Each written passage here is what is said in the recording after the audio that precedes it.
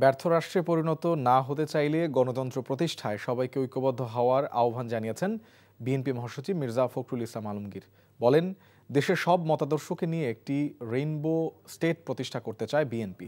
সকালে রাজধানীতে ২৪-এর গণঅভ্যুত্থানে বিএনপি বইয়ের মোড়ক উন্মোচন ও ডকুমেন্টারি প্রদর্শন অনুষ্ঠানে এমন অতিথির বক্তব্যে এসব কথা বলেন তিনি। মির্জা ফখরুল বলেন, বিএনপি কোনো বিপ্লবী দল নয়। বলেন, গণতান্ত্রিক দল হিসেবে গণতান্ত্রিক পন্থাই ক্ষমতা হস্তান্তরে বিশ্বাস করে বিএনপি। জুলাই আন্দোলনে মানবতা বিরোধী অপরাধের রায়ের দিন ধানমন্ডি ৩২ নম্বরে হামলার প্রসঙ্গে মির্জা ফখরুল বলেন, একদিকে যখন রায় হচ্ছে, অন্যদিকে মবক্রেসির মাধ্যমে একটি মহল এ রায়ের গুরুত্ব কমিয়ে দিতে এসব কর্মকাণ্ড করেছে। ব্যর্থ রাষ্ট্রে পরিণত হতে না চাই, তাহলে গণতন্ত্রকে আমাদের এখানে নারিশ করতে হবে, তাকে প্রতিপালন করতে হবে, গণতান্ত্রিক প্রতিষ্ঠানগুলোকে নির্মাণ করতে হবে। কোন দল কে জিতলো কে হারলো ইটস নট ইম্পর্টেন্ট।